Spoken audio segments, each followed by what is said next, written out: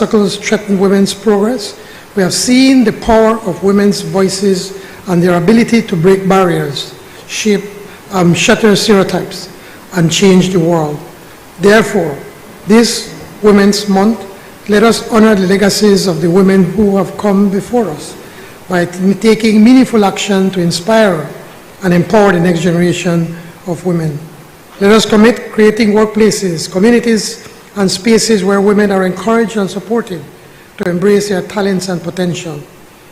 Let us be an ally to all women by challenging stereotypes and biases whenever we encounter them.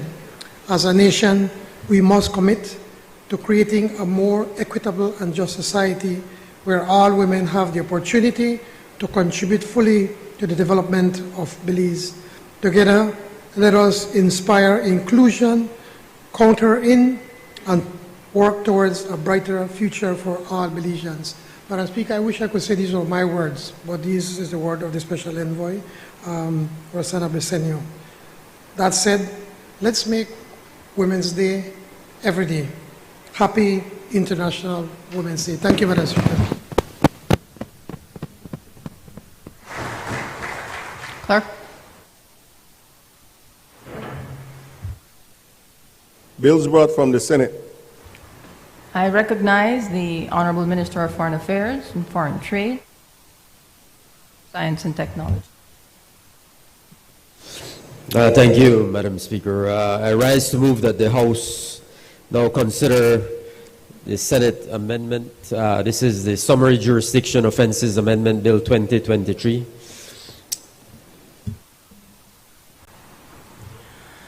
Honorable members, in accordance with Standing Order 60, the question is that the House do now consider the Senate amendments. All those in favor, kindly say aye. Aye. Those against, kindly say no. I think the ayes have it. Summary Jurisdiction Amendment Bill. Clauses 3. Clause 3, paragraph 4A, 11. Insert the words members of Cabinet and the National Assembly immediately after the word official.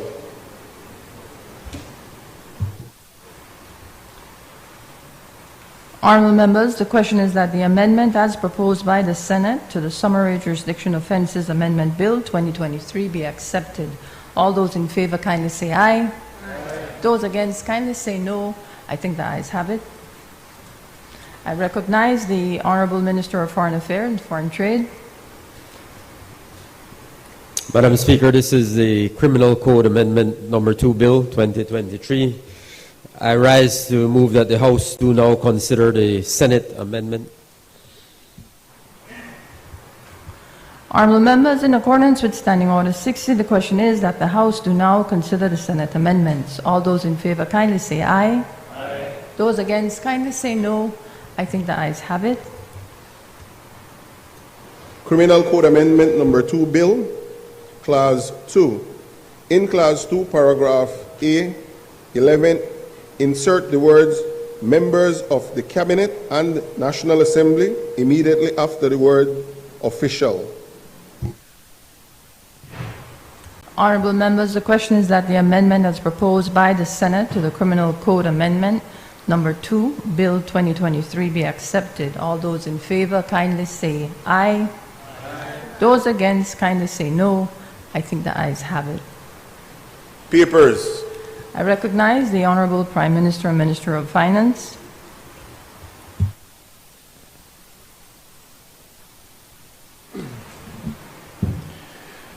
Madam Speaker, I rise to present and lay on the table sessional papers, HR 245/1/13, the draft estimates of revenue and expenditure for fiscal year 2024-2025, and number HR 246/1/13, contract between Ministry of Finance, Economic Development and Investment and Overseas Engineering and Construction Company Limited, SC.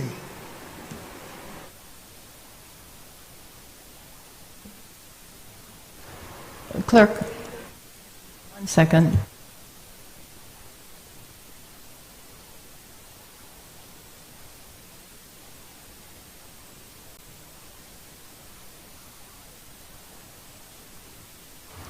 Honorable members, sessional paper number HR 245/1/13 is referred to the Committee of Supply for examination, consideration, and report. And sessional paper number HR 246/1/13 is ordered to lie on the table. I recognize the Honorable Minister of Public Utilities, Logistics, and E-Governance. Madam Speaker, I rise to present and lay on the table sessional paper number HR 247/1/13, Electricity Tariffs, Fees and Charges Amendment by Law 2024.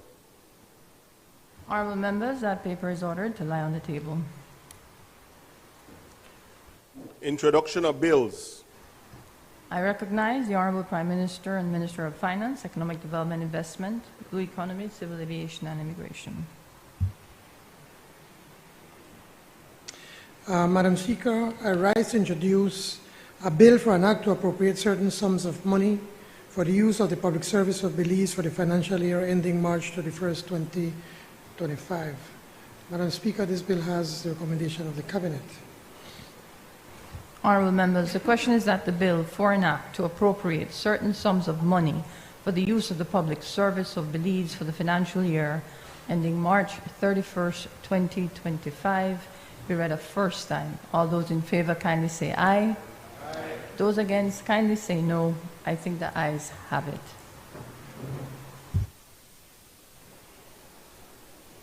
Bill for an act to appropriate certain sums of money for the use of the public service of Belize for the financial year ending 31st day of March 2025.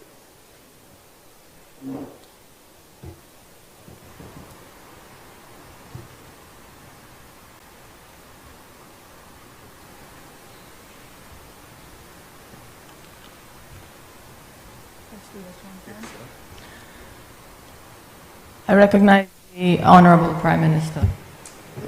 Madam Speaker, in accordance with Standing Order 12.8, I move that the proceedings on the order paper may be entered upon and proceeded with at this day's sitting at any hour though opposed. Honorable members, the question is that the proceedings on the order paper may be entered upon and proceeded with at this day's sitting at any hour though opposed. All those in favor kindly say aye. Aye. Those against kindly say no. I think the ayes have it. I recognize the Honorable Prime Minister and Minister of Finance. Madam Speaker, in moving the second reading of the General Revenue Appropriation 2024-2025 Bill 2024, I seek your indulgence to deliver the budget speech from the podium.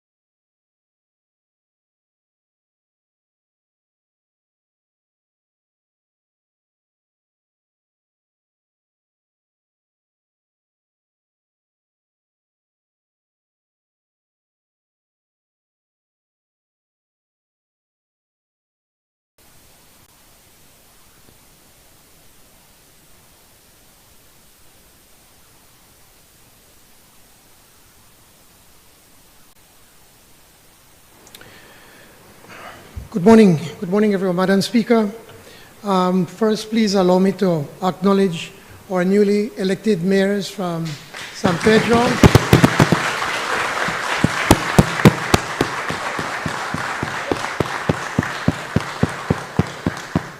Arinjoaktong, Benke, Dangriga, Belmopan, and also Belize City. I think we only have And Corazal, where is Corazal? Oh, yes. And I don't see Baraobia. I mean, but he kind of live, can I leave far? Maybe he's on the way.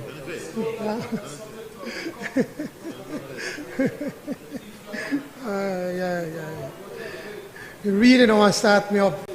You really don't want to start me up by the leader of the opposition. Yes. I think, Madam Speaker, the honorable member from Freetown said it best.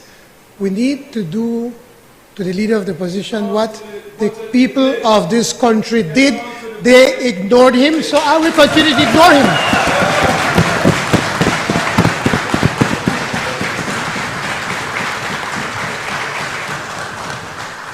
You can't take away 0 from 0, so you never lose nothing.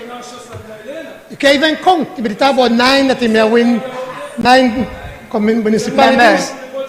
He didn't win 9 seats, much less 9 constituents, 9 municipalities. So anyway, let me move on, Madam Speaker. Madam Speaker, I rise to present to this House and to the nation a performance report on the public finances and the Belizean economy for the fiscal year 2023-2024, and to present the national budget proposals for the new fiscal year starting 1st April 2024 through 31st March 2025. Good morning, honorable member from Colette, and my brother from Corazal North. You could give him some lessons. Today's performance report, quite by coincidence, comes at an opportune moment. A few days ago, on the 27th of February, the International Monetary Fund, the IMF, issued a staff concluding statement following their annual review of government's fiscal accounts and economic performance. This review is commonly referred to as the Article 4 Summary Report. During this exercise, IMF experts met extensively with both public and private sector representatives. Those of us on this side of the House are especially pleased with the IMF report.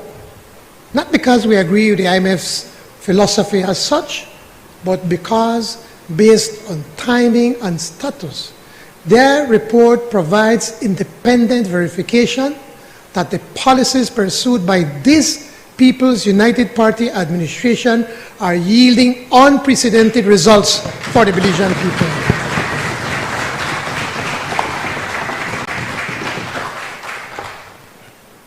The IMF statement confirms that this administration is on the right track.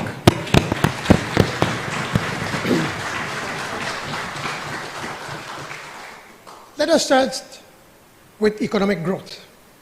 The statement projects 2023 economic expansion of 4.5%. This is on the heels of 8.7% growth in 2022 and 17.9% growth in 2021.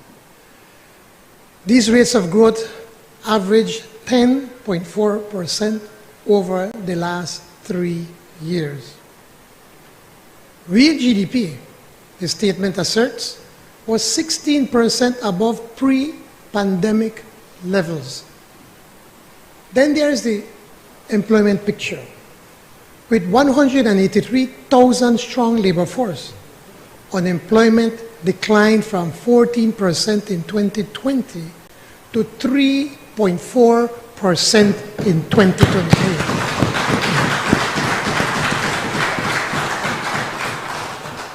In other words, for every 100 persons seeking a job, between 96 and 97 have been able to find some form of paid work.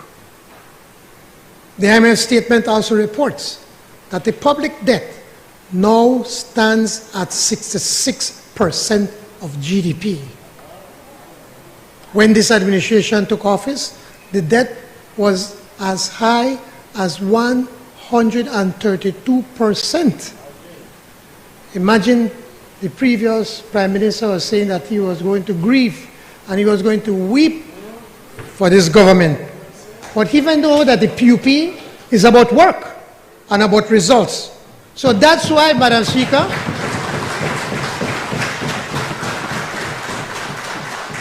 in just over 3 years, we have literally cut in half what the country owes as a percentage of annual GDP. Inflation. The increase in consumer prices fell in 2023 to 4.4%, down from 6.3% in 2022.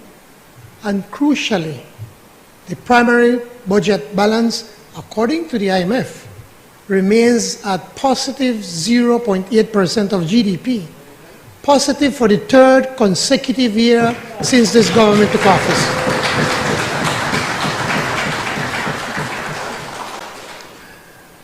What is equally impressive, Madam Speaker, is the IMF's forward-looking projections. They expect Belize's GDP to expand to 3.5% this year. They expect the unemployment rate to stay at 3.4% over the medium term as the economy remains at full employment.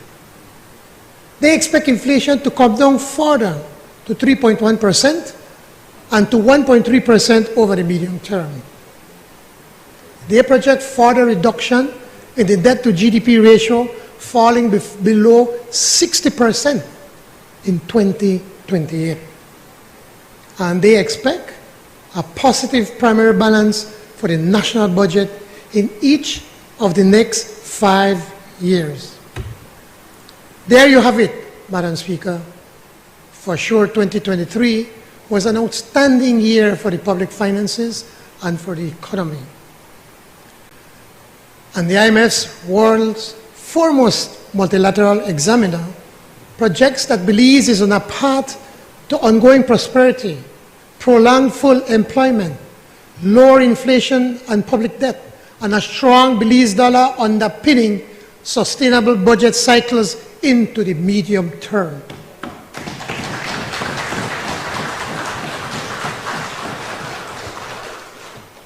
There is no precedent, I dare say, in the almost 43-year history of independent Belize where so much has been achieved in 3 short years.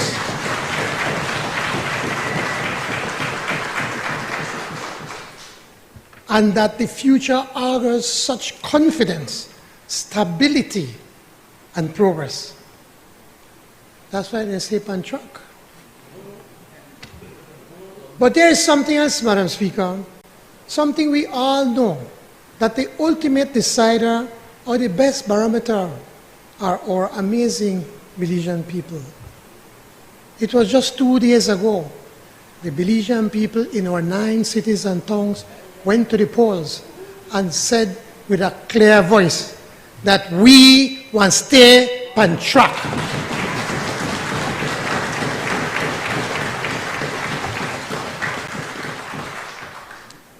Our democracy is strong and vibrant.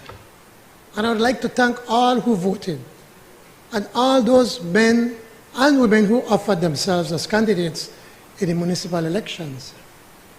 For sure, 61 of 67 seats is a reaffirmation of Plan Belize.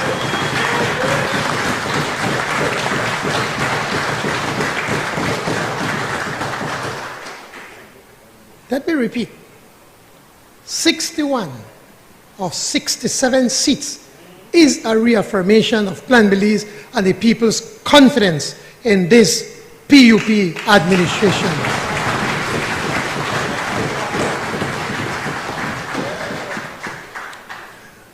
The people have spoken. The IMF has issued their statement. The National Report Card of sorts offers a felicitous stage from which I can now set out in more detail Belize's overall 2023 performance and the accelerating plans for the new budget year. During 2023, global economic growth slowed but remained resilient amidst multiple headwinds, including the Russia-Ukraine war, higher cost of living, tighter financial conditions, and extreme weather events. The IMF projected that global economic activity slowed to 3.0% in 2023 from 3.5% in 2022. For 2024, the IMF expects global growth to remain steady at 3.1%. Global inflation, a critical concern in these post-COVID years, is expected to ease during 2024 due to resolved supply-side issues and still tight monetary policies. However, the threat of new commodity price spikes still looms, owing to the continued geopolitical tensions and possible weather shocks. According to the Caribbean Development Bank, economic growth in the Caribbean region also slowed down in 2023, growing by 5.7% compared to 10.3% in 2022. This figure, an average for the region, is severely bloated by Guyana's 40% growth rate, fueled by that country's petroleum bonanza. Despite the ongoing tourism recovery, the regional deceleration was mainly attributed to spillover effects from a weaker external environment and the impact on natural disasters. Growing projections for the region indicates an acceleration to 7.6% in 2024, again in no small part due to Guyana's 35% projected growth, and supported by the robust post-pandemic rebound in tourism and moderate increases in remittances inflows from the region. Latin America's collective economy expanded by a modest 2.2% in 2023 and is expected to grow by a meager 1.9% in 2024. Petroleum is such a critical commodity since Belize imports all of our needs. We must therefore keep constant sight of this price volatility. The average cost of a barrel of oil in 2023 was US $74.64, approximately $17 less than 2022. Unfortunately, the 2024 projected price for a barrel is $82, which will be 6% higher than last year. Let me now set out the performance of the national budget for the current fiscal year 2023-2024. For the year ending 31st March 2024, government expects total revenue and grants of $1,438,756,876, which is $29.7 million higher than approved by the National Assembly.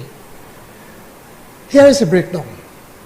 Recurrent revenue, $1.418 billion, capital revenues, $6.2 million, and grants, $14.1 million.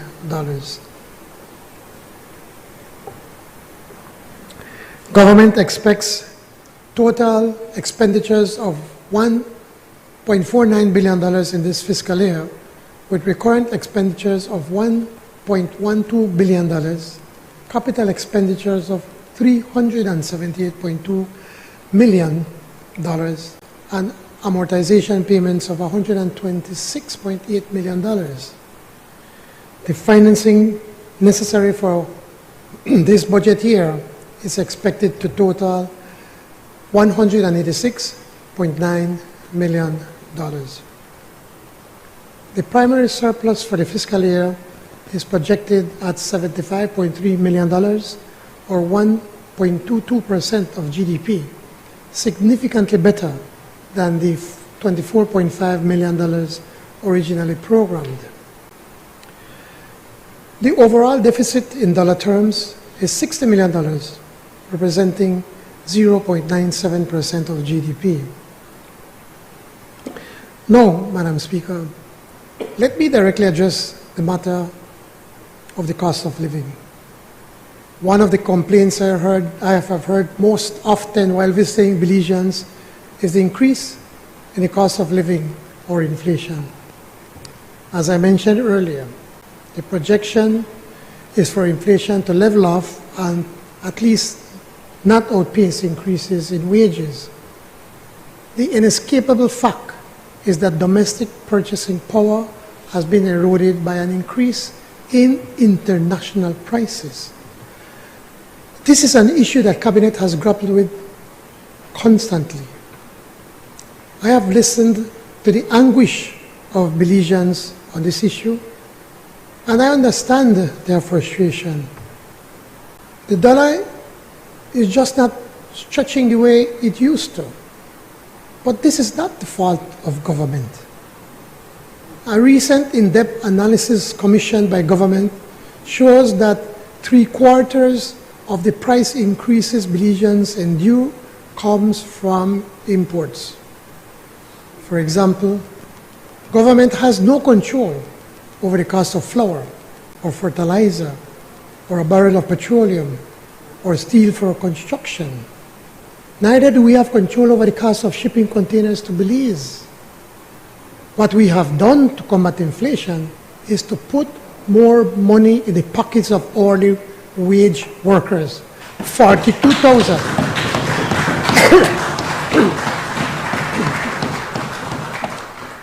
42,956 workers have received a $1.70 or a 51% per hour salary increase by increasing the minimum wage to $5 per hour.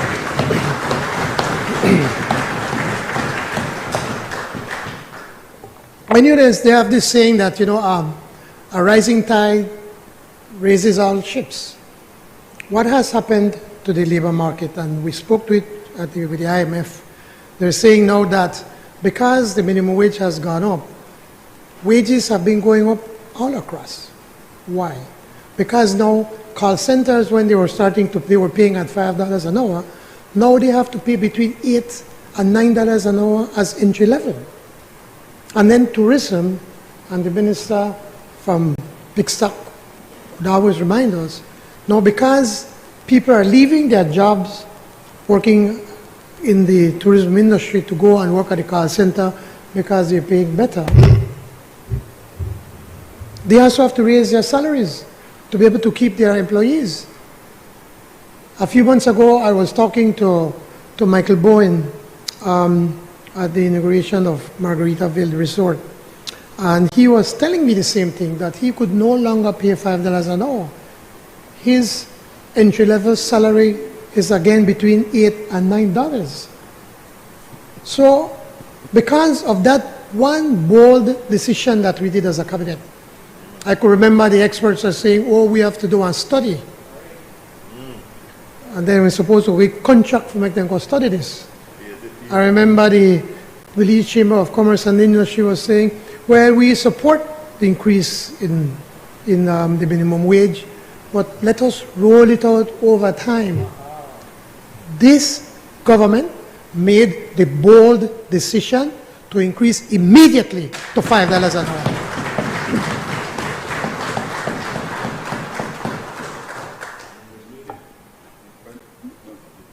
Sorry?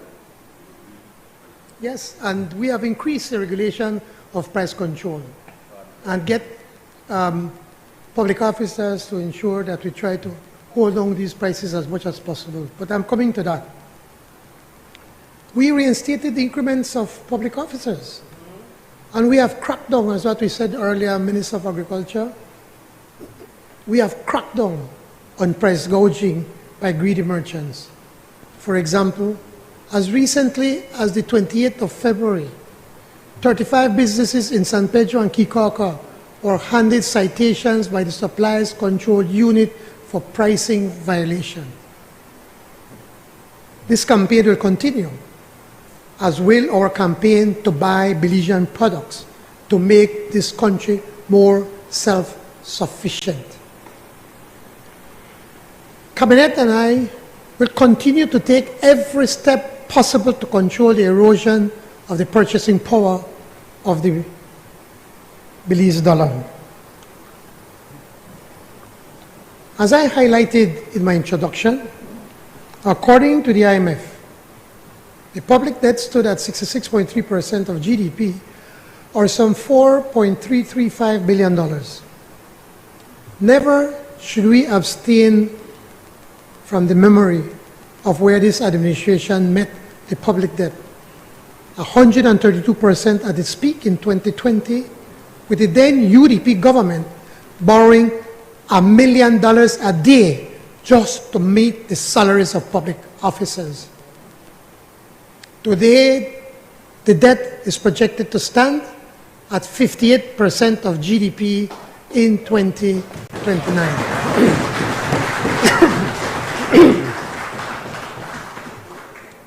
And it was the government's good credit standing that allowed us to access the financing in 2023 to purchase the Port of Belize and return that prized asset to public ownership. That decisive move resulted in a rise in the domestic debt to $1.508 billion. External debt at the close of 2023 stood at $2.832 billion.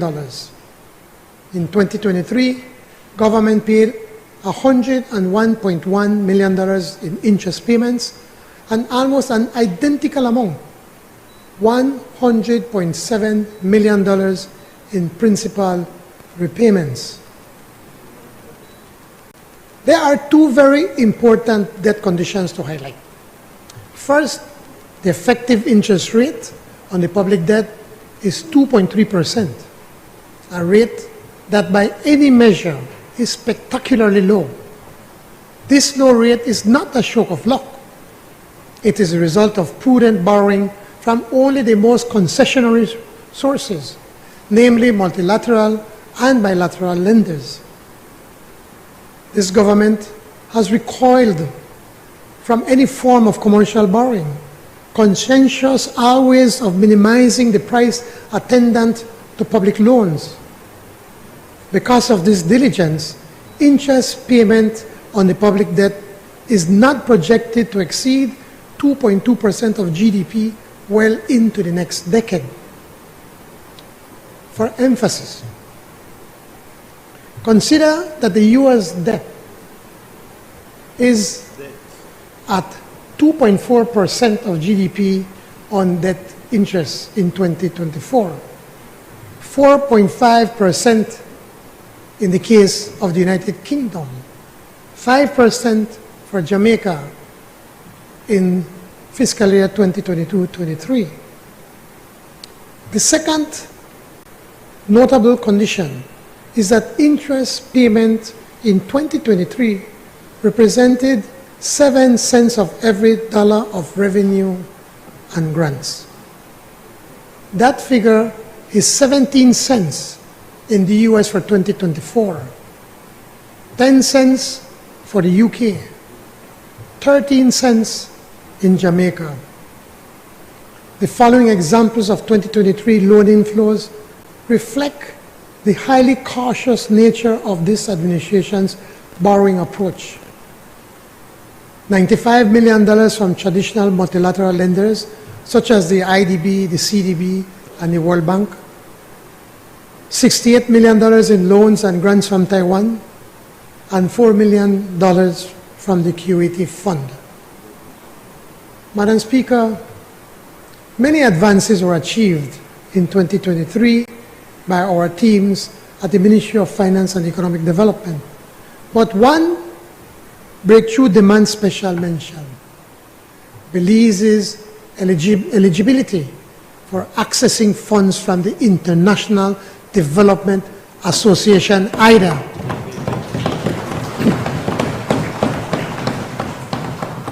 Under the World Bank umbrella.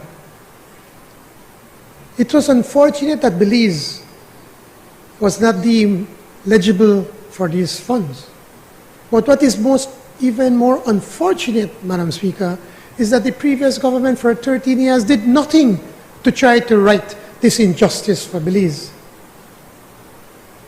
So after 2 years of non-stop lobbying, a few weeks ago, Belize's application for a Smile Island Economies was approved. Thank you. You could clap, you know. You could clap, you know. You could clap. Belize IDA borrowing allocation is immediately $22 million US, and with the potential to increase to $67 million US over a 3-year period, with exceptional terms of 40-year repayment period, 10-year grace period, and an annual service charge, not even interest, service charge of 0.75%.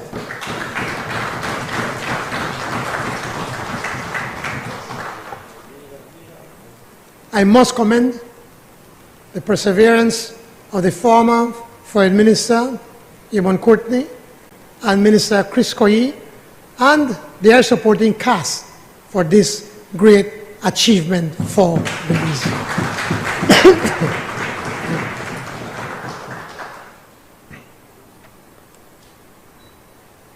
We do not, nor should we take for granted the stability of our financial sector. The strength of our Belize dollar, a 2-to-1 US dollar peg, established and defended since 1976, is a solid rock upon which our country's economic and fiscal edifice resides. In 2023 ended with central bank reserves of $947 million, or 4.1 months of import cover, well beyond the 3-month recommended reserve levels.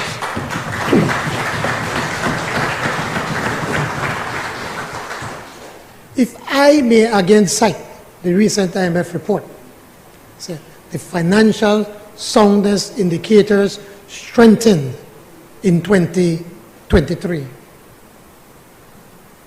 Between 2022 and 2023, the domestic bank's regulatory capital rose from 15.1% of risk-weighted assets to 16.1%.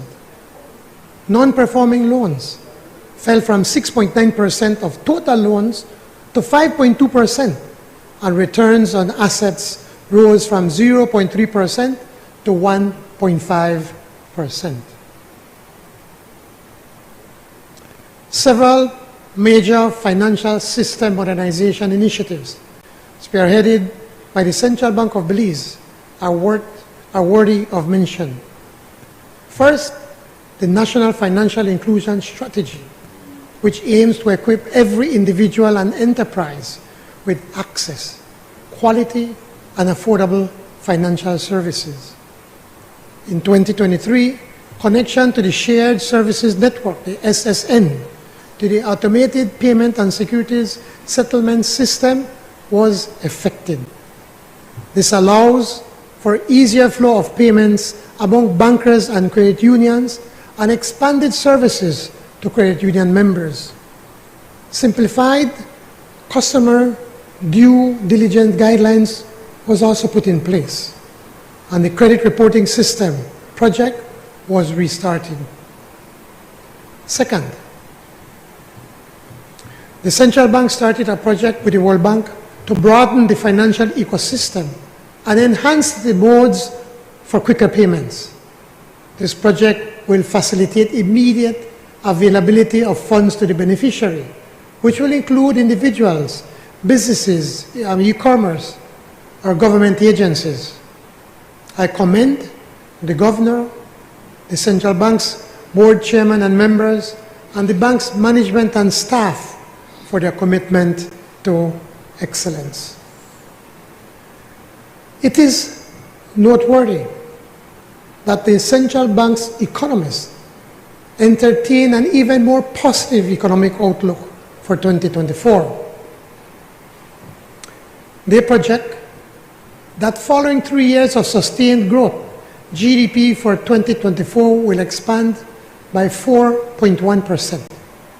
This solid growth level will be propped up by a full recovery in stayover tourist arrivals to pre-pandemic levels, a resurgence in agricultural production, and renewed manufacturing activity.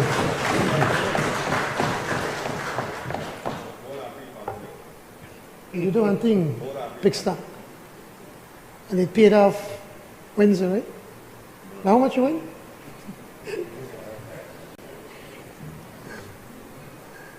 The primary sector is expected to grow by 4.1%, improving noticeably over 2023's outturn. Agricultural production will see a pronounced upturn due to enhancements in husbandry practices, the expectation of near-normal weather patterns, and continued expansion in non-traditional commodities. Specifically, banana production will rebound as the industry reins in the spread of black Sigatoka disease, while added contributions from the Western mill will boost growth in sugarcane deliveries. Secondary sector activity is projected to grow by 4.7%, following rebounds in manufacturing and construction output. Benefiting from enhanced agro-processing activities, beverage and food production, manufacturing is projected to rebound sharply from a contraction in 2023 to a 3.0% growth rate in 2024.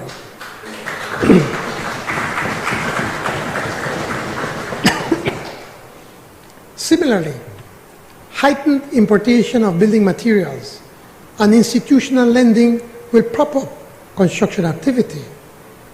Lastly, recovery from the previous year's downturn in domestic electricity production will support strong growth, further contributing to secondary sector growth. The tertiary sector is forecasted to grow by a healthy 4.5%, as total stayover arrivals for the year are projected to surpass the 2019 pre-pandemic levels. The continued growth in tourism will contribute heavily to growth in the transportation, accommodation, and retail trade sub-industries. Private sector activity is projected to expand, with BPOs remaining a main contributor to growth. Heartened by these glowing expectations, I will now outline the estimates of revenues and expenditures for the new financial year 2024-2025. Let me emphasize at the onset that once again, as has been the case for the last 3 national budgets, there are no new taxes in this budget.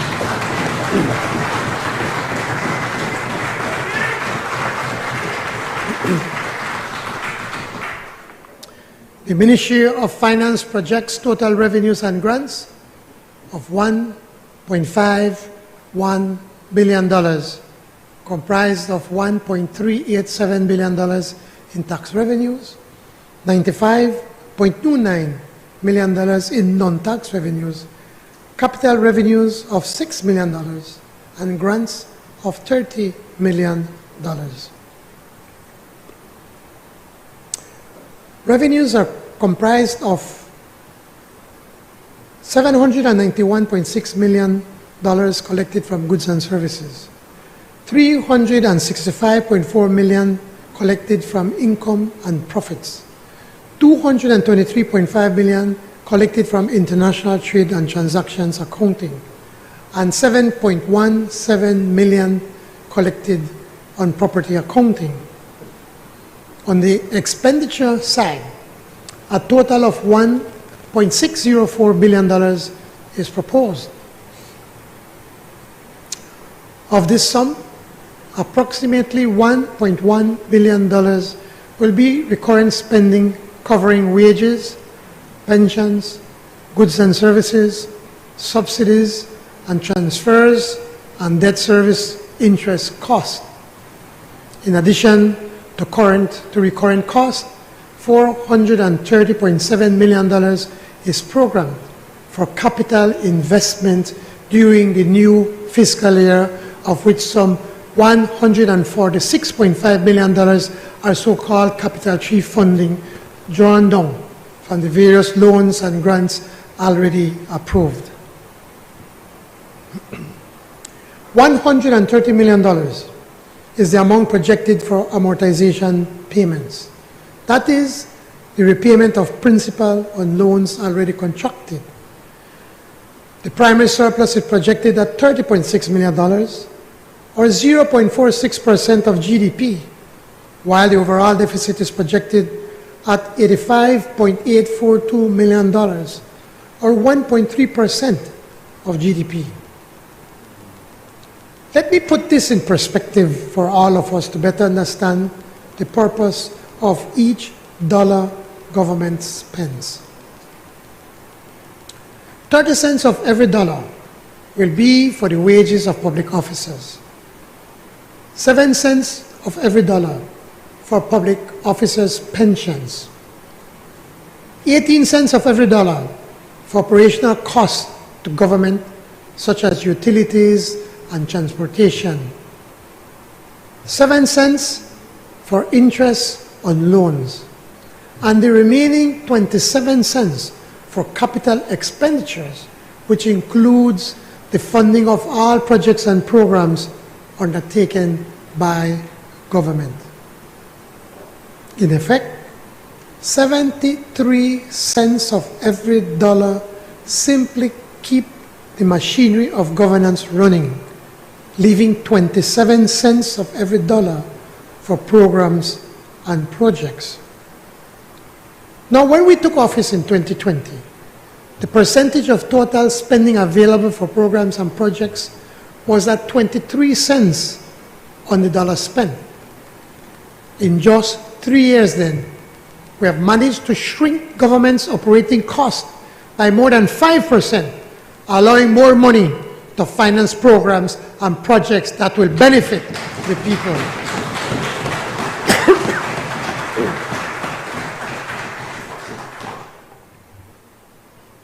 Madam Speaker, ministers will have the opportunity to debate the budget proposals in granular form. And so I shall refrain from stealing their thunder, with the following exceptions. Please forgive me. I would highlight some of the larger capital projects, outline the program pipeline, and provide a more substantive description of our initiatives in the arena of healthcare and education. First then, to a sampling of the principal capital projects that will be included in this year's public investment program. Of course, these all line up with Belize's medium-term development strategy, as well as the overarching goals of Plan Belize. $35 million to fund the continued expansion of NHI.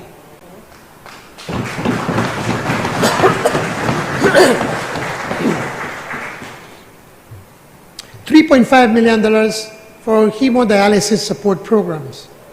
$21 million to help fund the growing payables related to UDP land acquisitions. $10 million for the repair and maintenance of major highways. $7.5 million to support the ongoing expansion of solid waste transfer stations. $6 million for low-income homes and housing repairs. $5.7 million for another phase of the PSW Golston Highway rehabilitation. $4 million for the upgrading of the Guinea Grass Road, the paving of the road, Abimai. Yes. Not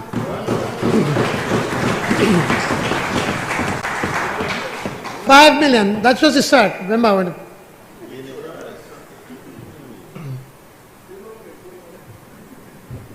Blame the one beside you. $5 million for the improvement of the George Price Highway from Belize City to Bamapan and San Ignacio to Benqueville del Carmen. $2 million for the Progresso Road. We're just starting it, Honorable Member, and we'll do some more. We're going to pave the entire road all the way to Progresso.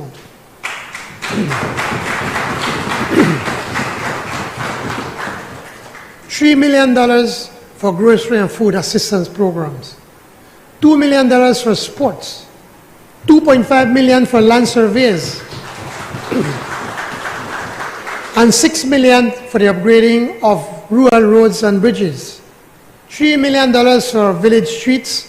$7 million for upgrade streets in towns and cities. $4 million for the Lucky Strike to Mascal Road. $4 million for the anti-violence program. $1 million for additional equipment for the police department. $2.7 million for agriculture and sugar roads. And we have not forgotten you, Honorable Member from Toledo West. I still do the road. Don't forget you. 19, we don't forget you. We will finish the road to Lubantun.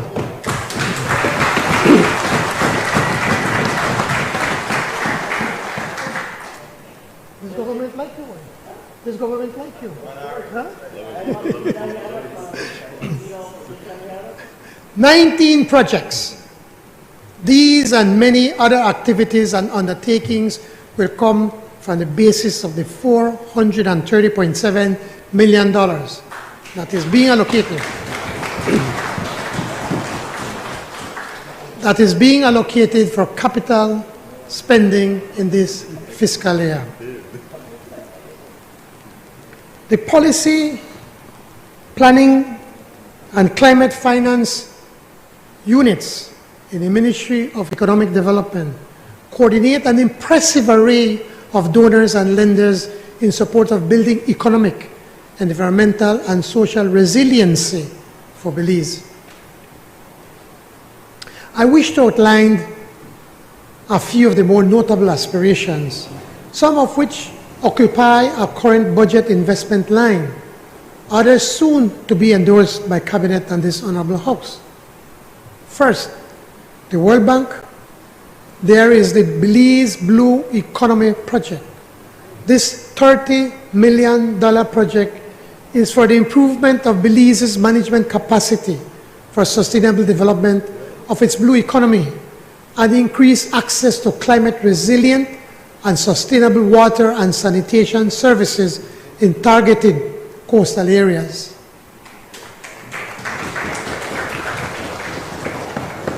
Second, and also with the World Bank, is the $129 million Belize Renewable Integration and Energy Resilient System project.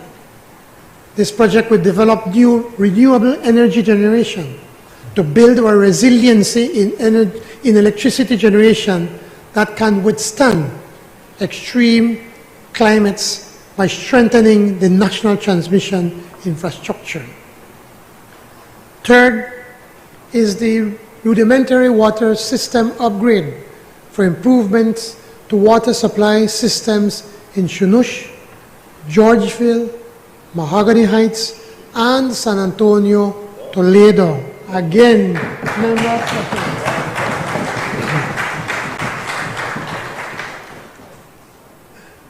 this project, funded through the CARICOM Development Fund, comprises small-scale infrastructure works and capacity building for key stakeholders. Fourth, with the Inter-American Development Bank, there is the $40 million Skills for the Future program.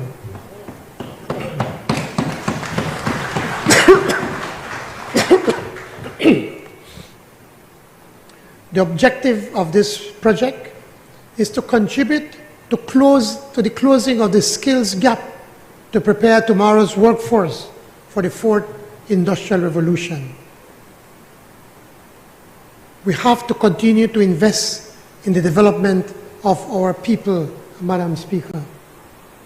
Fifth, also the IDB, is a $17 million project for improving efficiency, quality, and access in Belize's health system. The objective of this project is to improve the health of the population in Belize through increased efficiency, quality, and access to health services. Sixth is the promoting sustainable growth in the Blue Economy Program, another project in partnership with IDB. This is a $14 million program to improve the income generation capacity of artisanal fisher folks and to maintain export levels of fisheries products while contributing to the sustainable use of commercial oceanic resources.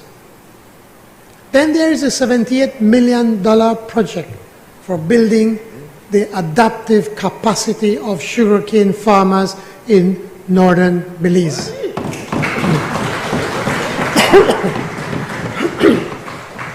I'm sure the Minister of Agriculture will be able to give some more explanation. So, another see the thunder, Abby.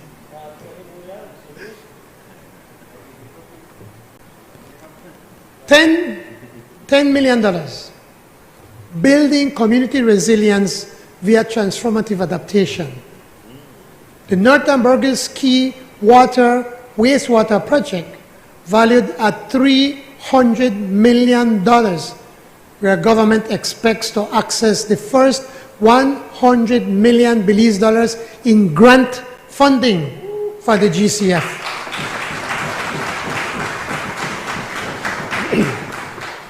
The previous government used to get grant funding, and they never know what to do with it. They used to lose the money. Remember when I get money for the hospital here in Bemopan from the EU? They lose money. Remember they had monies for sugar roads and to pave many of the roads up in the north?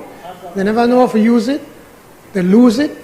And yes, that's easy money because they could have spent the money how they want. And then remember, Minister of Agriculture, the Agriculture Resilience Program, remember when we got in, it was I think $20 million that they were about to lose. The rural development. Almost lose it. You said, we almost lost it.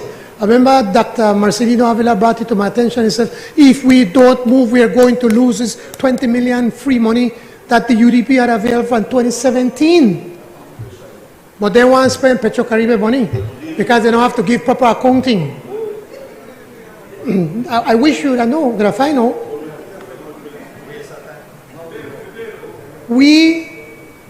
And there's more. The $20 million resilient rural Belize, remember I just talked about, to promote climate-smart agricultural production. The Building Community Resilience via Transformative Adaptation project valued at $5 million.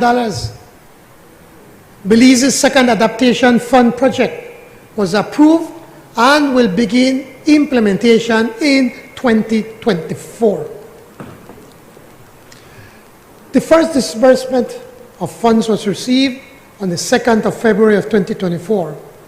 This project aims to build community resilience via transformative adaptation and specifically will work to improve Belize's long-term capacity to protect communities from climate threats posed by drought, unpredictable weather availability, floods, and improve wildfire management.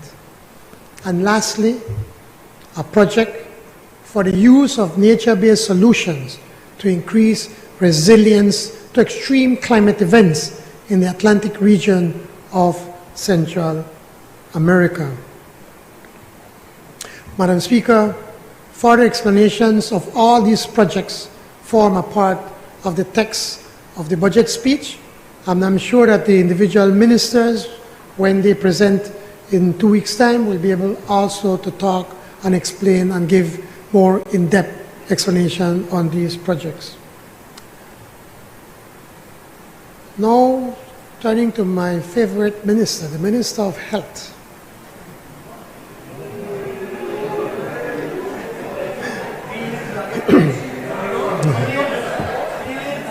Turning now to health and wellness. Among the highest core priorities of this administration is the provision of health and wellness care and services.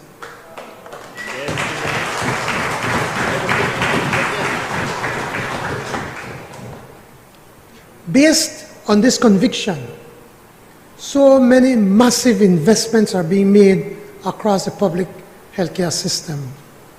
These investments include, for example, CABE's funding of a modernization assessment of hospitals in Punta Gorda, Arinjoactong, and Belize City.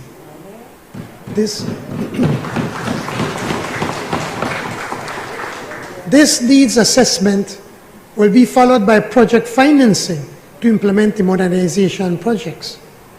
Only last week, accompanied by the area representative and our mayor of San Pedro, we broke ground for the new hospital in San Pedro and Bernasque.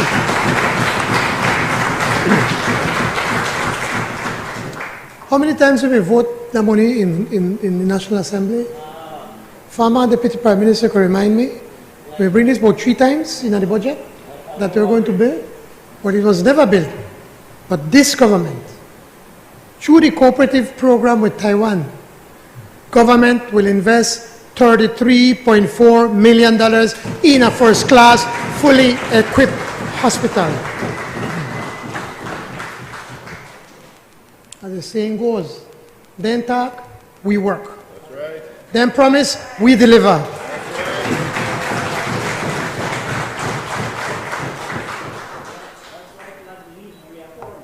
Exactly. Say it, brother. Amen. And then there is the $90 million this administration has secured in concessionary funding from the Saudi Fund for Development for the construction of a tertiary care hospital here in Belmopan.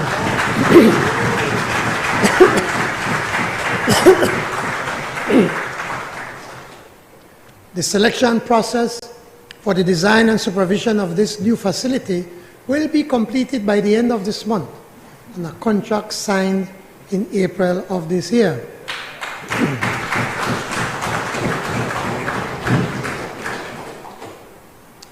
And this focus by government has itself inspired a number of private sector healthcare investments to the tune of tens of millions and hundreds of high-paying jobs. Expansions of Belize Medical Associates and healthcare partners in Belize City, and the recently inaugurated Hope Hospital in San Pedro exemplify these expansions. Perhaps the public healthcare program with the greatest potential impact on citizen wellness is the National Health Insurance Program.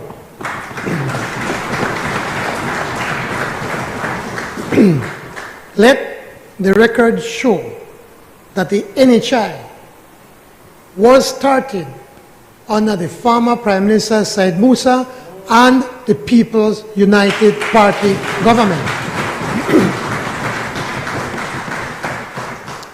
And in the 13 years of the UDP government, they did very little in trying to expand this much-needed program. Well, Madam Speaker, I am thoroughly elated that the NHI program has been piloted on south side of Belize City and then the southern region, and has now been expanded to the Corozal district and now in Arinjoac district, where 20,000 Arinjoaceños have registered with the 3 primary care providers that have been contracted. These primary care providers in Arinjoac will be supported by 6 laboratories, 2 imaging providers, and 3 pharmacies, all ensuring that our citizens receive optimal care. And this year, The NHI committee proposes expanding the program to the north side of Belize City, where an estimated 65,000 citizens will be eligible for services under the NHI Care Shield.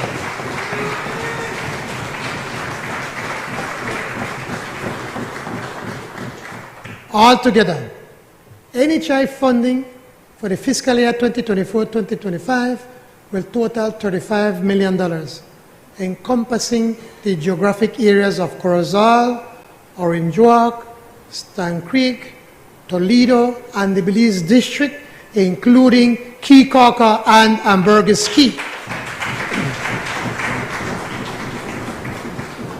And we recommit that early next year, because of the $12 million in profits from Fui Bolido, the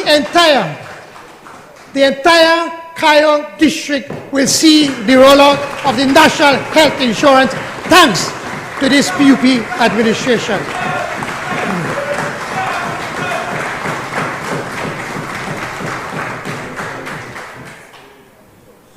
Take the maths. 12 times 10, that's $120 million the prince in the bank, for the first 10 years. And he may expect to make another $120 million. Remember for myself, you ever get some $120 million for your campaign? No? You never get it? No? Which Taiwan? You. Tech, you're beating like a man. Be a man. Health, Madam Speaker, health is wealth, as the old adage counsels. Wealth for families, wealth for communities, and wealth for the nation.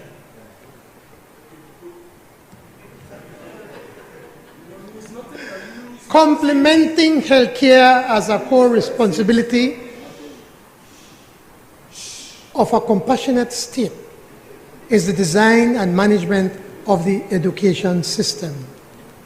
Yes, there has been a jobs bonanza, almost full employment for those who seek jobs. But our education system must prepare the society for tomorrow, even as it strives to meet the daunting challenges of today. Our minister and the Ministry of Education is therefore embracing far-reaching reforms. The minister, his team, and I hope our stakeholders recognize that the current legal framework governing the education sector is over a decade old. This year's education budget will specifically cater to the imperative task of conducting a comprehensive review and revision of existing education legislation, regulations, and policies.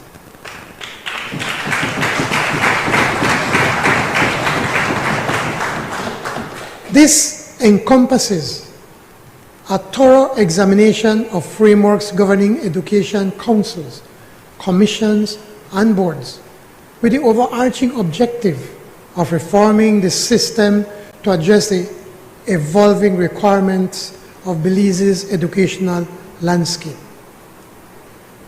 There is also the recent extension of the compulsory school age, which aligns seamlessly with the Ministry's objective of broadening access to education, particularly through initiatives like the Education Upliftment Project, Together We Rise.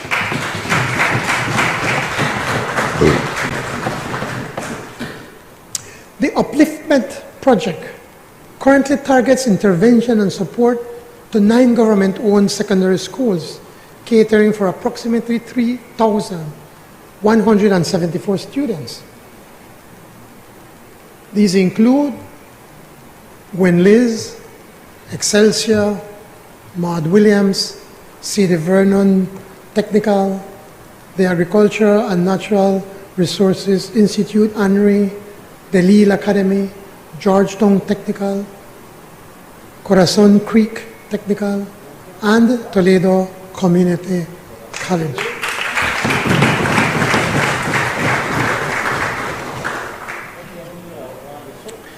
In the budget 2024-2025, government plans to add 12 more secondary schools to the program.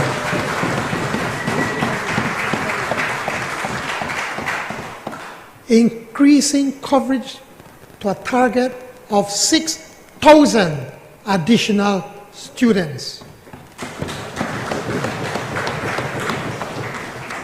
The 12 additional schools include Belize Rural High, Ladyville Technical High, San Pedro High, Belmopan Comprehensive, Mopan Technical High, Valley of Peace SDA Academy, Shunush St. Viator Vocational High, Escuela Secundaria Técnica Mexico, Belize High School of Agriculture, finally Arinjoac Central, Arinjoac Technical High School, Bella Vista Government Secondary, and Julian Cho Technical High School.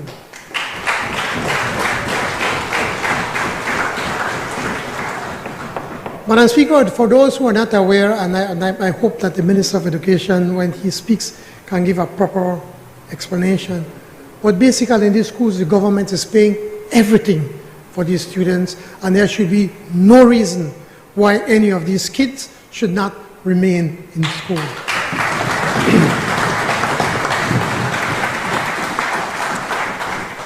Our outreach to 21 schools will have a meaningful impact on more than 9,000 secondary school students at an investment of more than $10 million, an estimated increase of $6.6 million from the 2023-2024. The government's National Healthy Start Feeding Program is doing wonders in reducing hunger in the classroom. Along with its donor partners, especially Taiwan, the National Health Start Feeding Program caters healthy meals for 4,000 primary school students from 35 schools and 2,967 secondary school students from 9 schools. These figures equal an investment of around $20,000 per day in meals. The number of beneficiaries keep increasing throughout the year, and it is expected that by the end of this academic year, at least 50 primary schools will be part of this program. Finally, to address the growing demand for increased access to science, technology, engineering, arts, and mathematics training, STEAM, the ITSA STEAM Academy, a government-owned secondary institution, opened its doors to 64 first farm students and 9 teaching staff last September. ITSA offers a high school diploma with key subject concentrations in areas such as sustainable development projects, digital arts, fine arts, and science and technology, along with other subjects from the national curriculum at the secondary level. And I urge the Minister of Education to explain more to the Belizean people, because this is a game changer of what we're doing here in Belize. Again, the UDP MITAC and the PUP build this school.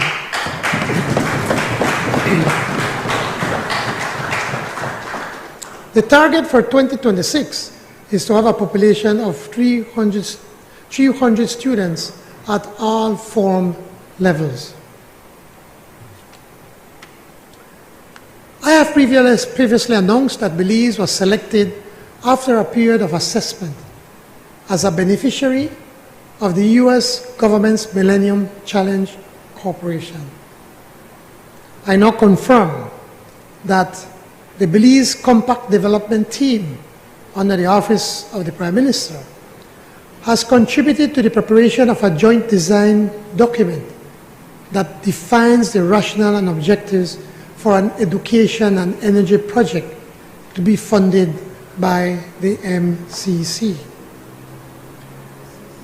The projects were designed collaboratively with the Ministry of with the Ministry of Education, Culture, Science and Technology, and the Ministry of Energy and Public Utilities and relevant stakeholders, and with technical guidance and financial support from the MCC. The projects are scheduled to be implemented in the 5-year period 2025-2030.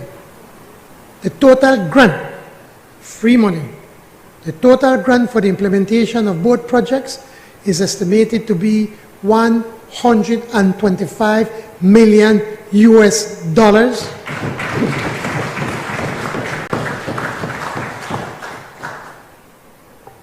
or the equivalent of 4% of GDP. We anticipate that within the trajectory of Belize's socio-economic transformation, these two projects will have sweeping, high-impact programs. As part of government's Plan Belize agenda for the administration of justice, government will introduce legislation to address needed criminal justice reform. These include legislation for plea discussion and plea agreement, alternative sentencing, and the criminal records rehabilitation of offenders. Together, these measures will ensure a more efficient system for the timely disposal of criminal cases. It will allow for greater focus on restorative justice. It will provide offenders who have served their sentence, paid their debt to society, and have not reoffended to reintegrate into society without the stigma of a criminal record inhibiting them for the rest of their lives. Ensuring that persons who should not be in prison are not there is part of the responsibility of government.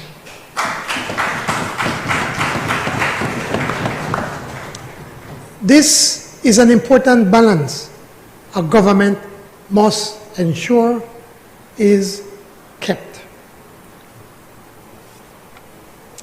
Madam Speaker, every national budget involves countless hours of analysis and review for everyone involved. It is a delicate dance. Putting limited money to best use is not an easy process, since there will always be purposes and projects that do not make the final cut. As always, we are grateful to the public officers, elected representatives, and other stakeholders for their contribution to this effort. This year, I'm especially proud of how much has been achieved with the resources allocated in fiscal year 2023-24, and even more so with the dramatic potential for the allocations we tabled today. The pride I feel is a result of the last several months of personal engagement with Belizeans throughout the 7 towns and 2 cities that elected their municipal leaders on Wednesday. Meeting citizens on the streets, in their homes, in their schools, at their workplace or their business locations, visiting clinics and hospitals and construction sites, I have been completely enthralled by the optimism and the resilience of our people.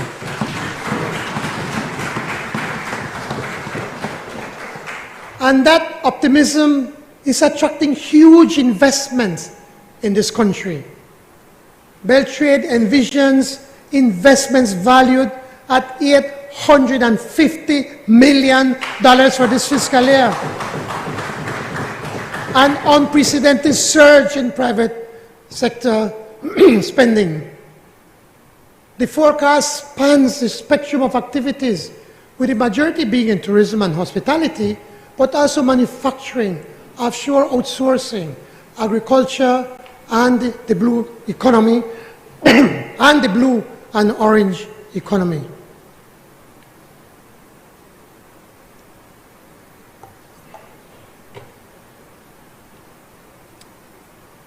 No government is perfect. None gets everything perfect.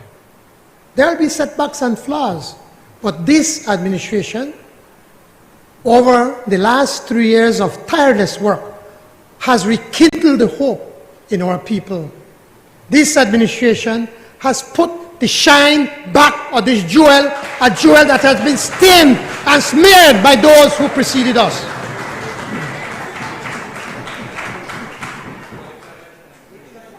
Another one here. He was rejected. This administration has aroused the best of our people.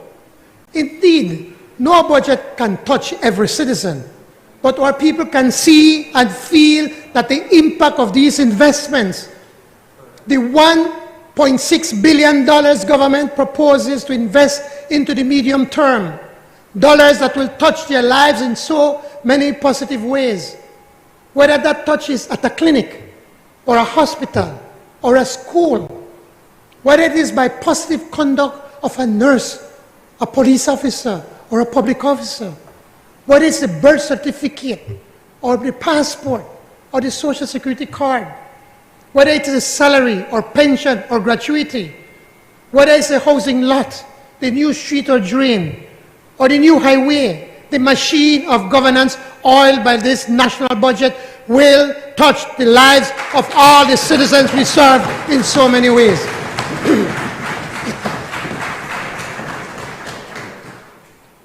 On the global canvas, of course, this budget advances our status as an independent nation state and fortifies our engagement with the region and the world.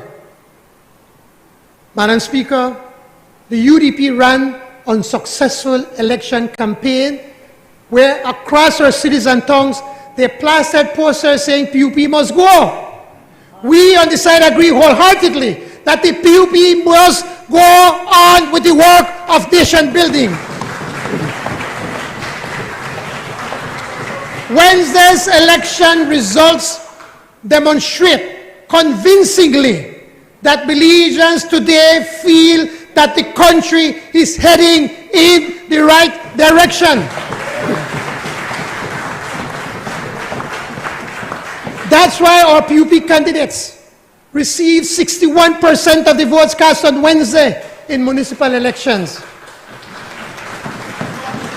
61%, even higher than the 58% our candidates received in the general election of 2020. Our party actually gained ground or defended our PUP share of the popular vote in 7 of 9 municipalities compared to 2021 municipal election. PUP gained in Belize City, in Corozal, in San Pedro and Burgosky, in Benquevio del Carmen, and in Dangriga. I must apologize in Orange Rock Central. We gone from 85% of the vote to 83% of the vote.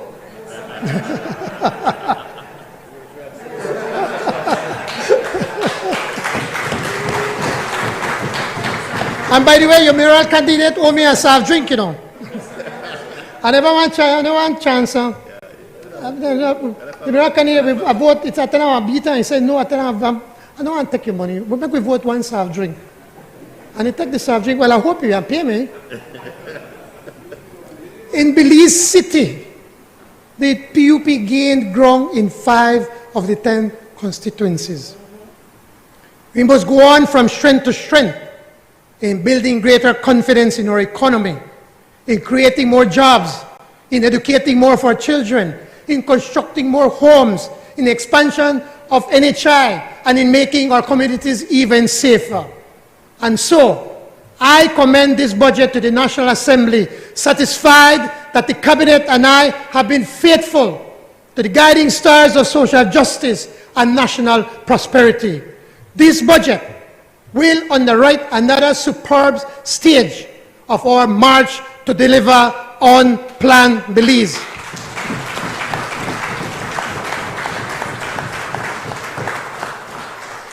And with the guidance of the Creator, we move ever forward as we stay on track.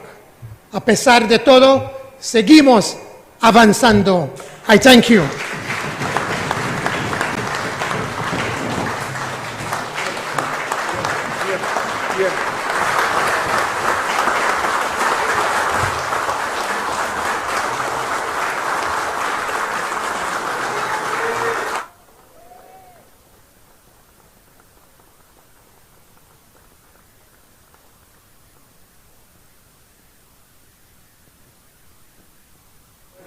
I have to acknowledge my uncle and my aunt who are here visiting. Tianelli and Tierol.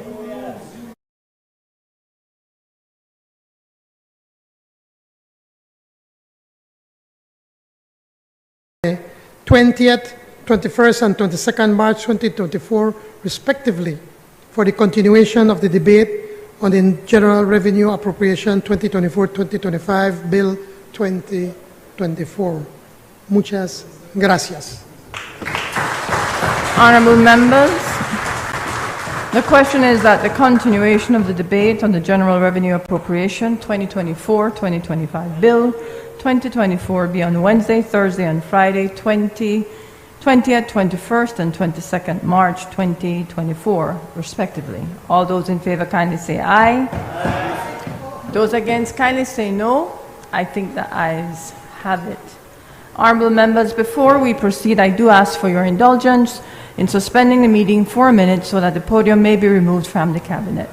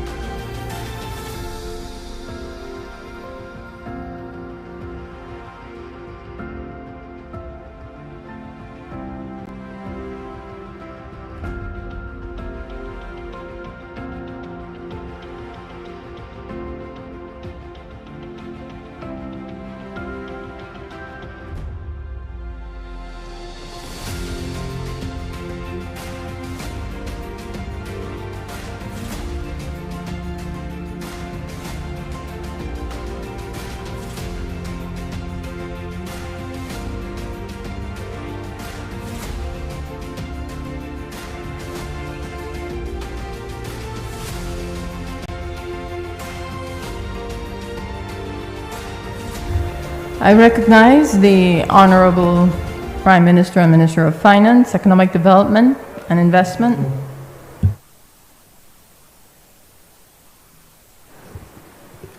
Madam Speaker, I rise to introduce a bill for an act to amend the Customs and Excise Duties Chapter 48 of the Laws of Belize, Revised Edition 2020, to vary the rate of duty on refined white sugar and to provide for matters connected therewith or incidental thereto.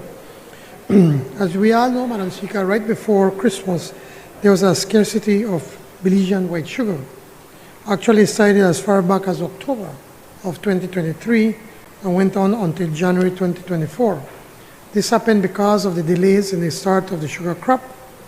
And on 18th December 2023, the Ministry of Agriculture approved an import license for Belize Sugar Industries Limited to import 250 metric tons of refined white sugar. Since Belize is a member of the CARICOM Single Market and Economy, the government is required to make a request in accordance with the revised Treaty of Chagaramas to CARICOM's Council for Trade and Economic Development, QUOTED, to suspend the duty on refined white sugar.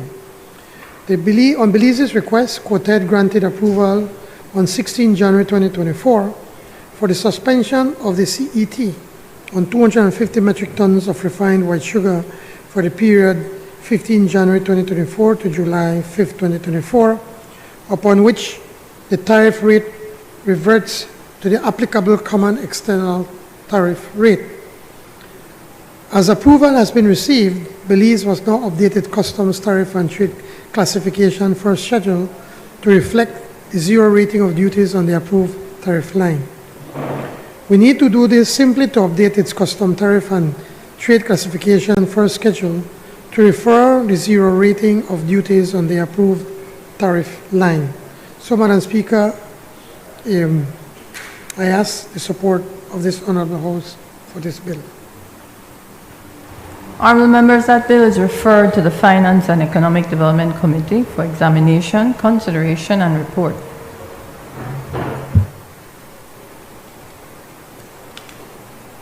Bill for an act to amend the Custom and Excise Duty Act, Chapter 48 of the Substantive Laws of Belize, Revised Edition 2020, to vary the rate of duty on refined white sugar and to provide for matters connected therewith or incidental thereto.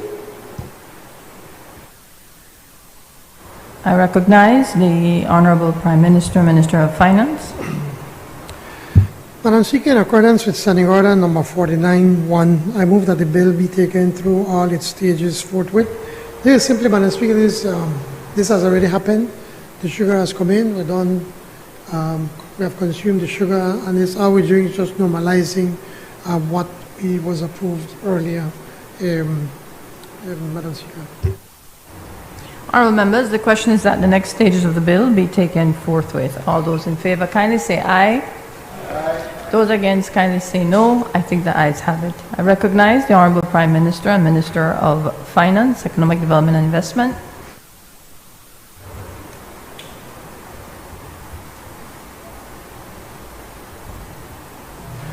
Madam Speaker, I rise to introduce a bill for an act to recognize and acknowledge the formation and existence of Finance Belize Limited as a private sector entity not for profit, limited by guarantee without share capital and non-political, to promote Belize as a financial services center, to grant it exemption from all taxes, duties, and other imports, and to provide for matters connected therewith or incidental to. Madam Speaker, just as an explanation, the ultimate goal here is to establish the financial services sector as another fundamental pillar for the Belizean economy, alongside tourism, business processing, outsourcing, and agriculture.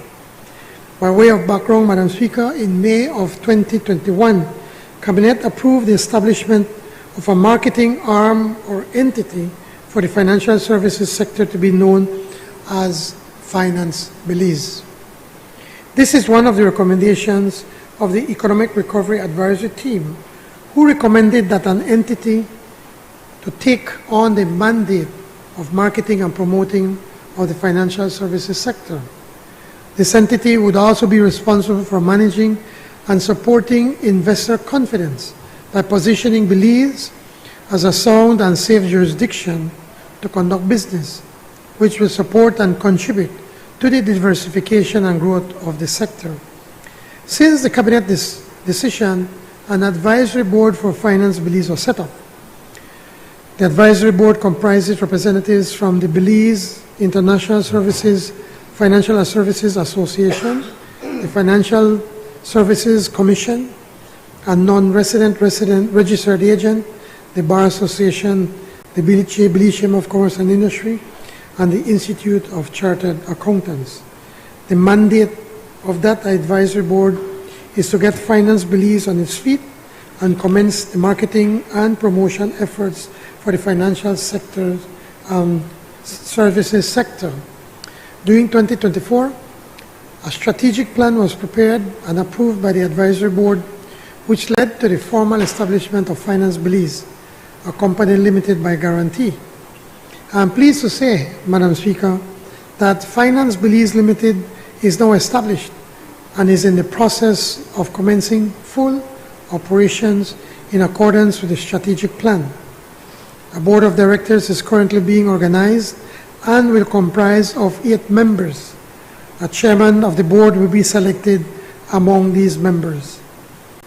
Despite the global pressures on the financial services sector over the last decade, adjustments in the sector are expected to continue, and it is expected that operations will continue to shift emphasis from larger financial centers towards new, smaller geographic regions like Belize for business growth. While Belize is presently a small financial center, the development of this sector could still have a major impact on the local economy as a significant and steady contributor to the country's GDP and foreign currency needs, while also providing higher paying skills employment opportunities for Belizeans. With the establishment of and operationalization of Finance Belize, we are now positioned to deliver on a strategy that is focused on delivering, marketing, and promoting the products and services offered by the jurisdiction, as well as building, managing, and then maintaining the jurisdiction's reputation as a premier financial services center. Madam Speaker, when a government acknowledges this value of a sector and commits to supporting it, enhance global presence and steady growth flows, while Belize and other small jurisdictions will always be at a size disadvantage within a global market, what really matters is the relative contribution to the local economy.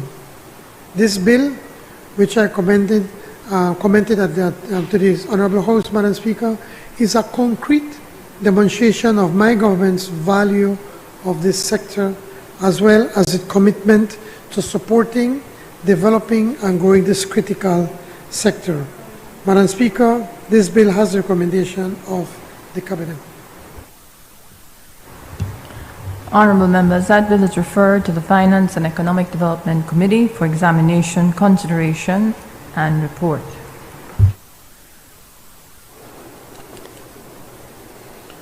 Bill for an act to recognize and acknowledge the formation and existence of Finances Belize Limited as a private sector entity, not for profit, limited by guarantee, without share capital, non-political, to promote Belize as a financial service center, to grant it exemption from all taxes, duties, and other inputs, and to provide for matters connected therewith or incidental thereto. I recognize the Honourable Minister of Foreign Affairs, Foreign Trade, Education, Culture, Science, Technology. Thank you, Madam Speaker. This is the Criminal Records Rehabilitation of Offenders Bill 2024. Madam Speaker, I rise to introduce a bill for an act to provide for certain convictions to become spent and be expunged from criminal records, to provide against the disclosure of such convictions, and to provide for matters connected therewith or incidental thereto. Madam Speaker, this bill has the recommendation of the Cabinet. When I move the second reading of the bill, I would provide a comprehensive explanation of the bill. Honourable members, that bill is referred to the Constitution and Foreign Affairs Committee for examination, consideration, and report.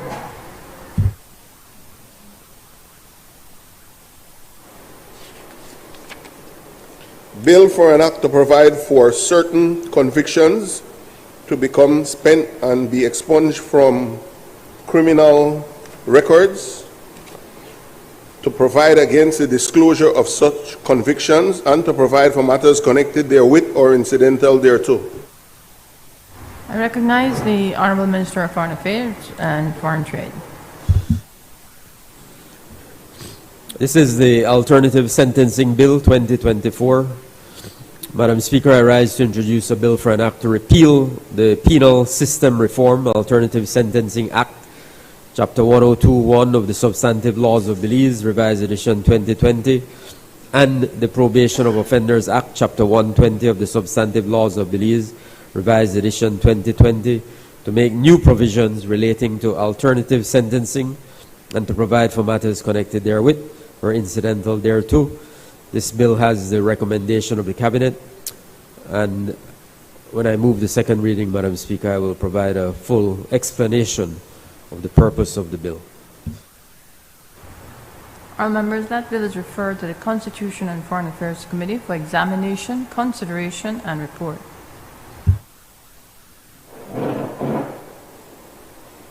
A bill for an act to repeal the Penal System Reform Alternative Sentencing Act, Chapter 102.01 of the Substantive Laws of Belize, Revised Edition 2020, and the Probation of Offenders Act, Chapter 120 of the Substantive Laws of Belize, Revised Edition 2020, to make new provisions relating to the alternative sentencing and to provide for matters connected therewith or incidental thereto. I recognize the Honourable Minister of Foreign Affairs and Foreign Trade. This is the Criminal Procedure Plea Discussion and Plea Agreement Bill 2024. Madam Speaker, I rise to introduce a bill for an act to provide for the establishment of a system of plea discussions and plea agreements and to provide for matters connected therewith or incidental thereto. Madam Speaker, this bill has the recommendation of the Cabinet, and I will provide a full explanation of the bill when I move the second reading. Honourable members, that bill is referred to the Constitution and Foreign Affairs Committee for examination, consideration, and report. Bill for an act to provide for the establishment of a system of plea discussion and plea agreement and to provide for matters connected therewith or incidental thereto. Motion relating to the business and sitting of the House. I recognize the Honourable Prime Minister, Minister of Finance. Madam Speaker, I move that at its rising today, the House adjourned to Wednesday, 20th March, 2024 at 10 a.m. Honourable members, the question is that the House at its rising today adjourned to Wednesday, 20th March, 2024 at 10 a.m. All those in favor kindly say aye. Aye. Those against kindly say no. I think the ayes have it. Announcement by the Speaker. Honourable members, it has been agreed that the Customs and Excise Duties Amendment Bill 2024 pass this day. As you are aware, under Standing Order Number 74, all proposed legislation, messages, petitions, motions, and other matters relating to the subject mentioned under the title of each standing committee shall be referred by the House to such committee for examination, consideration, and report to the House. For this to be done, other than by suspension of standing orders, is for me to suspend the sitting to enable the Finance and Economic Development Committee to examine, consider, and report to the House on the bill. All those in favor kindly say aye. Those against kindly say no. I think the ayes have it. The sitting is therefore suspended until the Finance and Economic Development Committee has concluded its business.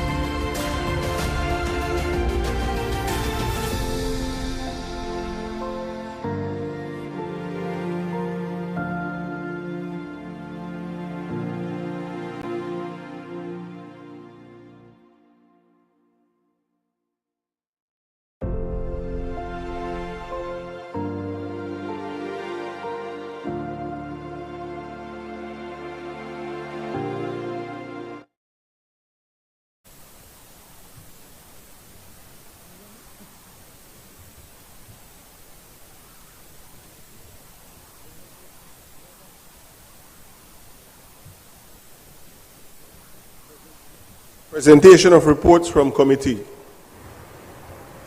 I recognize the Honorable Chairperson of the Finance and Economic Development Committee.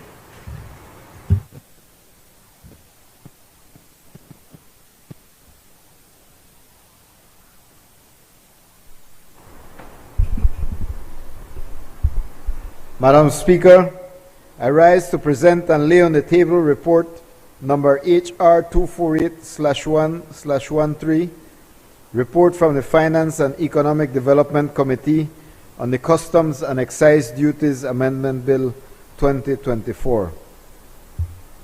Honorable members, that report is ordered to lie on the table. Public business, government business, motion. I recognize the Honorable Prime Minister and Minister of Finance.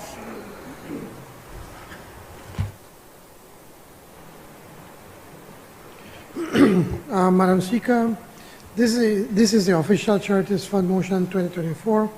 I move, be it resolved, that this House approves the expenditure of $2,510,089 from the official Charities Fund as detailed in Appendix A of the Draft Estimates of Revenue and Expenditure for the year ending 31st March 2025. This motion has the recommendation of the Cabinet. Honorable members, that motion is referred to the Committee of Supply for examination, consideration, and report. Bill for second reading. I recognize the Honorable Prime Minister and Minister of Finance, Economic Development, Investment. Madam Speaker, this is the Customs and Excise Duties Amendment Bill 2024. Madam Speaker, I move the second reading of a bill for an act to amend the Customs and Excise Duties Act, Chapter 48 of the Laws of Belize, Revised Edition 2020, to vary the rate of duty on refined white sugar and to provide for matters connected therewith or incidental to. Madam Speaker, just earlier, about an hour or so, I gave an explanation on this bill. Thank you.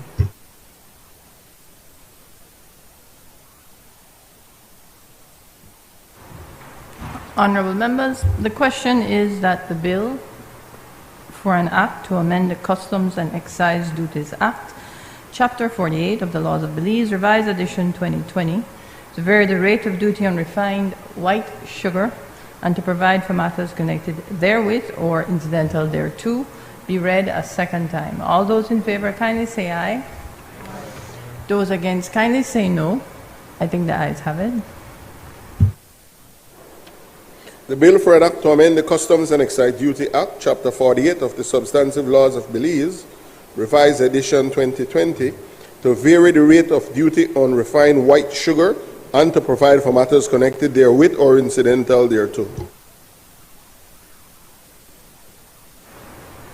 Committee of the Whole House on Bill.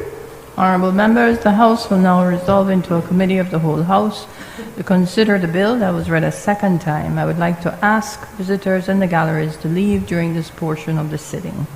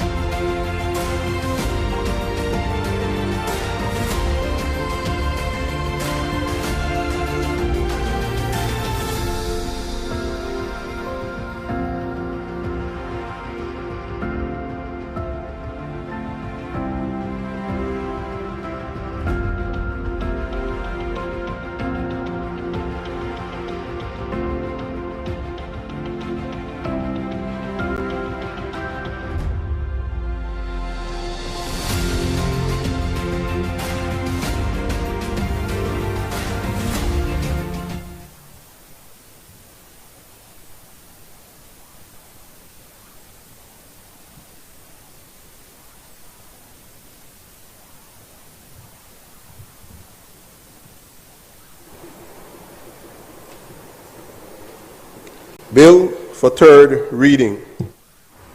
I recognize the Honorable Prime Minister and Minister of Finance, Economic Development and Investment.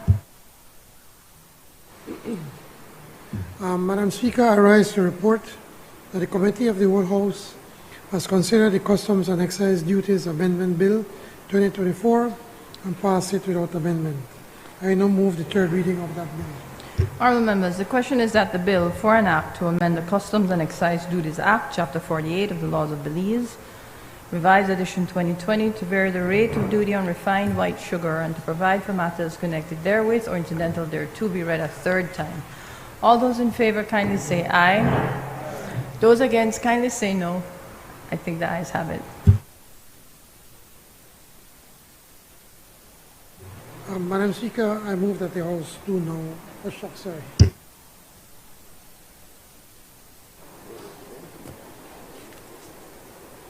The bill for an act to amend the Customs and Excise Duty Act, Chapter 48 of the Substantive Laws of Belize, Revised Edition 2020, to vary the rate of duty on white sugar and to provide for matters connected therewith or incidental thereto. I recognize the Honorable Prime Minister and Minister of Finance, Economic Development and Investment. Okay, my apologies, Madam Speaker. As I move the adjournment, again, let me just thank all Belizeans who have exercised their democratic duty on Wednesday. And what is commendable, Madam Speaker, more than anything else, that is that we could have these elections and sometimes get heated, you know, but it's mostly friendly banter. And but at the end of the day, the following morning, elections are over, and we need to continue the work. So I thank and congratulate all Belizeans that participated on Wednesday's municipal elections. Madam Speaker, I move that the House do now adjourn. All members, the question is that the House do now adjourn. All those in favor, kindly say aye. Those against, kindly say no. I think the ayes have it. The House, before I have the House adjourn, it was remiss of me not to publicly record the service of the former women presiding officers on this momentous day. And so I do like the record to reflect the service of the three other women presiding officers who have laid the foundation for myself and have given me much guidance. So I thank them. Thank you. Of course, I was just about to do that. Of course, that would be the Honorable Elizabeth Zabany, the Honorable Sylvia Flores, and Honorable Laura Tucker Longsworth. The House now stands adjourned.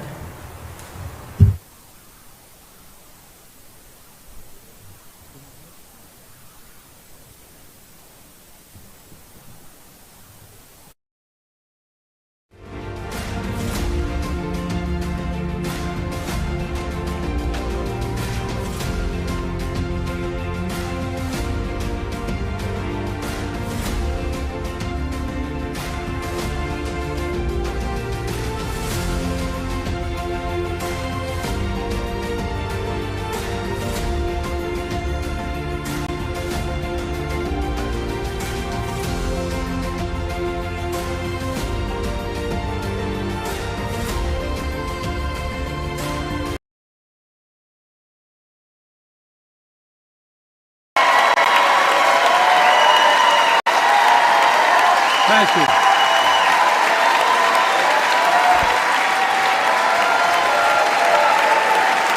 Senator Jill.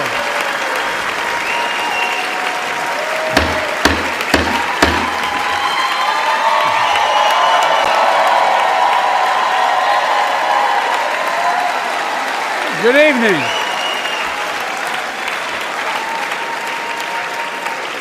Good evening. If I were smart, I'd go home now.